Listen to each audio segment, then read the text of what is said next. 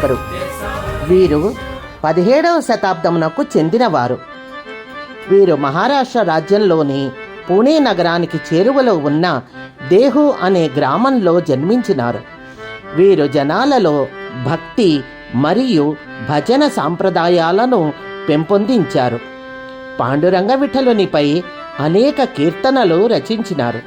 వాటిని అభంగాలు అని అంటారు. ఇప్పుడు ఆయన మనకు ఏమి సందేశం ఇస్తున్నారో చూద్దాము. అదిగో వారే తుకారాం గారు ఇటే వస్తున్నారు.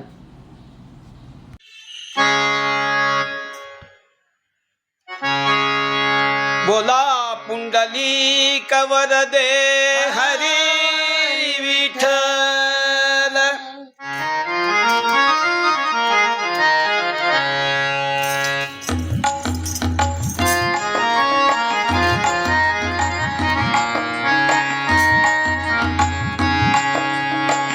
राम कृष्ण हरी मुकुंद मुरारी. राम कृष्ण हरी मुकुंद मुरारी. पांडुरंग पांडुरंग पांडुरंग हरी. पांडुरंग पांडुरंग पांडुरंग हरी. राम कृष्ण हरी मुकुंद मुरारी. दीनबंधु कृपा सिंधु श्रीहरि श्रीहरि. दीनबंधु कृपा सिंधु श्रीहरि श्रीहरि.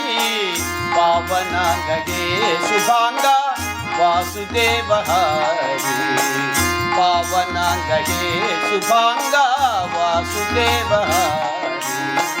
राम कृष्ण हरि मुकुंद मुरारी.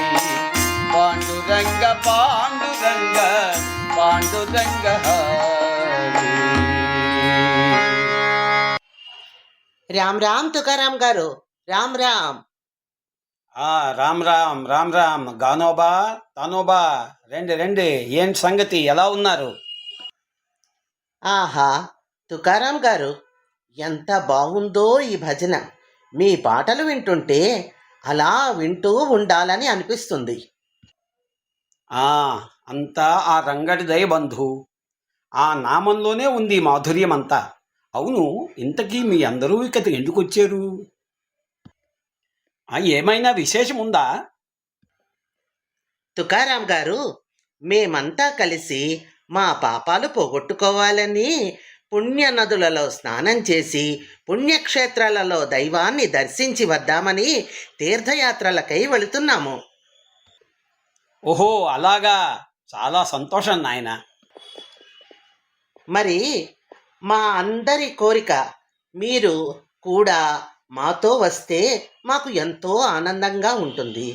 మీరు మాతో వస్తే మేము మీ అభంగాలను వింటూ మీ సత్సంగంతో యాత్రలను చాలా చక్కగా సాగించుకోవచ్చు అని మా అందరి కోరిక.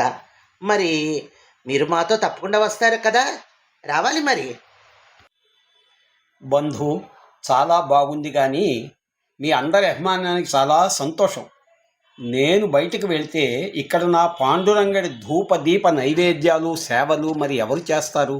నేను లేకపోతే అవి జరగవు కదా. అందుకని నేను మాత్రం మీతో రాలేను సుమి. నాకు తీర్థయాత్రలు క్షేత్రాలు అన్నీ నా పాండురంగడే. సరే తుకారాం గారు, మరి మీరు ఎంత వేడినా ఒప్పుకోవడం లేదు కదా. కాబట్టి మీ గుర్తుగా ఏదైనా ఒక వస్తువుని ఇవ్వండి. మాతో పాటు దానిని తీసుకుని వెడతాము. మీరు ఉన్నట్టుగా భావిస్తాము. సరే నాయన. విఠూ విఠూ, వెళ్ళి మన ఇంట్లో పెరట్లో ఉన్న కీర దోసకాయను ఒకటి కోసుకున్నరా. భక్తులారా, ఇదిగో మా ఇంట్లో పెరట్లో ఉన్న కీర దోసకాయ. మీరు ఈ కీర దోసకాయ నన్నుగా భావించి ఏ ఏ తీర్థాలలో స్నానం చేస్తారో అక్కడక్కడ ఈ దోసకాయను కూడా స్నానం చేయించండి. అలాగే మీరు ఏ ఏ దేవుడి దర్శనాలు చేస్తారో అక్కడక్కడ ఈ కీర దోసకాయని కూడా దేవుడి దర్శనం చేయించి తీసుకురండి. ధన్యులం తుకారాం గారు. మీరు చెప్పినట్టుగా ఈ దోసకాయను మాతో తీసుకువెళ్ళి అన్ని నదులలో స్నానాలు చేయించి అన్ని ఆలయాలలో దేవుడి దర్శనం చేయించి తీసుకువస్తాము. మరి ఇక వెళ్ళొస్తాం. మరి సెలవు. రామ్.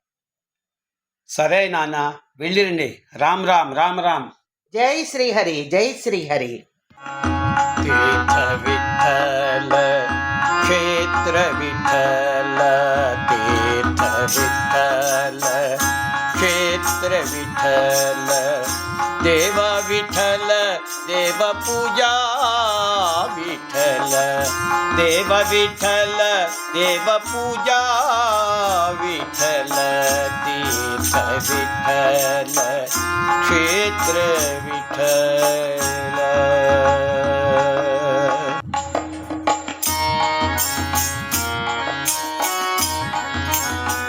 పాండురంగ విఠలే హరినారాయణ, హరినారాయణ గోవింద. పాండురంగ విఠలే హరినారాయణ, హరినారాయణ గోవింద. పాండురంగ విఠలే హరినారాయణ, హరినారాయణ గోవింద, హరినారాయణ గోవింద, హరినారాయణ గోవింద. రామ్ రామ్ తుకారాం గారు, రామ్ రామ్. రామ్ రామ్ రామ్ రామ్. రండి రండి, కానోబా తానోబా, రండి రండి. ఎలాగయ్యాయి మీ యాత్రలు? అంతా బాగా జరిగిందా? తుకారాం గారు, మా యాత్ర చాలా బాగా జరిగిందండి. అన్ని దగ్గరలా దర్శనాలు చాలా బాగా జరిగాయి. అన్నట్టు మీరిచ్చిన కీరదోసకాయ ఇదిగో, దీనిని అన్ని నదులలో స్నానం చేయించి అన్ని మందిరాలలో దర్శనం చేయించి తీసుకువచ్చాము. ఇదిగో తీసుకోండి. చాలా సంతోషం నాయన. కూర్చోండి కూర్చోండి, అందరూ కూర్చోండి. ఇప్పుడే పూజ అయింది, ప్రసాదం తీసుకొని మరీ వెళ్ళండి సుమండి. నాయనా విఠు, ఇలారా. ఈ కీరదోసకాయని తీసుకెళ్ళి ముక్కలు చేసి అందరికీ ప్రసాదంతో పాటు ఇవ్వు నాయన. ఒక్కరిని మర్చిపోవద్దు సుమి.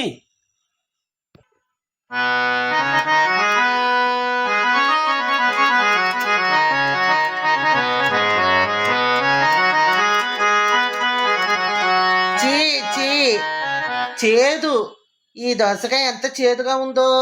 తుకారాం గారు, ఈ దోసకాయ చాలా చేదుగా ఉందండి. ఏంటి, ఇంకా చేదుగా ఉందా? మీరు ఏమిటి, మీకు తెలుసా ఇది చేదుగా ఉంటుందని? అవును నాయన, నాకు తెలుసే. ఇది మా ఇంటి వెనకాతల పండిన కీరదోసకాయే కదా, ఇది చేదుగా ఉంటుందని నాకు తెలుసు. మరి ఎందుకని మాకు దీనిని కోసి తీసుకొనటానికి ఇచ్చారు? అసలు మీరు మాతో రాలేదు సరికదా, ఈ దోసకాయను ఇచ్చి పంపారు. పైనుంచి మాకు దీనిని తినమని ఇస్తున్నారు. ఏమిటి దీని అంతరార్థం? తీర్థయాత్రలు పుణ్యస్నానాలు చేస్తే మనలో ఉన్న పాపాలన్నీ పోతాయనే కదా మీ అందరి ఉద్దేశం. అందుకే కదా అందరూ తీర్థయాత్రలకు వెళ్ళారు. మా ఇంట్లో పండిన ఈ దోసకాయ నాకు తెలిసిది చేదుగా ఉంటుందని. ఏమో, మీతో పాటు ఇన్ని తీర్థయాత్రలు చేసి ఇన్ని నదుల్లో స్నానాలలో చేయించి దేవుడి దర్శనాలు అయిన తర్వాత దీనిలో ఉన్న చేదు పోతుందేమో అనుకొని మీకు ఇచ్చానర్రా. ఇన్ని దర్శనాలు అయ్యి ఇంత స్నానాలు చేయించినా కూడా దీనిలో చేదు ఏమాత్రం పోలేదా? చెప్పదలుచుకున్నాను. తుకారాం గారు, మీరు ఏమి చెప్పదలుచుకున్నారో కాస్త వివరంగా చెప్పగలరా? మాకు ఏమీ అర్థం కావడం లేదు. నాయనలారా, అసలు విషయం చెప్తాను వినండి. మనం తీర్థయాత్రలకు వెళ్ళినంత మాత్రాన, లేదు పుణ్య నదుల్లో స్నానాలు చేసినంత మాత్రాన మనలో పాపం ఎప్పుడూ పోదు. మనలో పాపం పోవాలి అంటే ఎల్లవేళలా శ్రీమన్నారాయణుని శ్రీహరిని స్మరిస్తూ ఉండాలి. అలాగే మంచి మంచి కార్యక్రమాలు చేస్తూ ఉండాలి. 10 మందికి సాయం చెయ్యాలి. అవతల వానిలో భగవంతుని ఎప్పుడూ చూస్తూ ఉండాలి.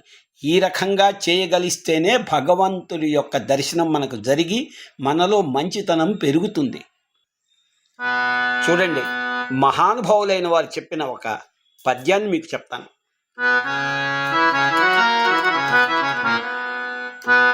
ముగిసి ముగిసి జపయజ్ఞములు చేయ ముక్తి లేదు,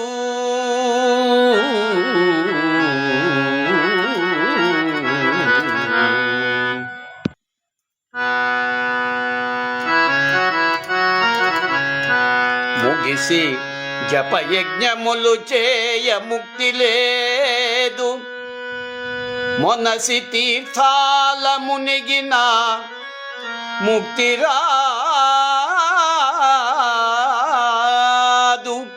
వెరసి వ్రత నిష్టలను సల్ప ముక్తి లేదు. మరి భక్తితో భక్తితో శ్రీహరి భజించిన భక్తితో భక్తితో హరిని భజించిన ముక్తి కలదు, ముక్తి కలదు.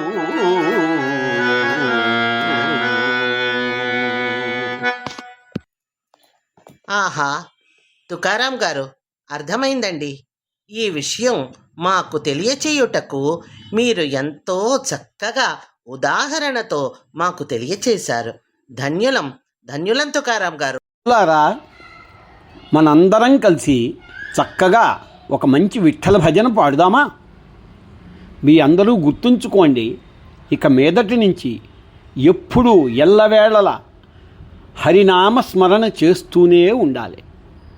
గుర్తుంచుకుంటారు కదూ?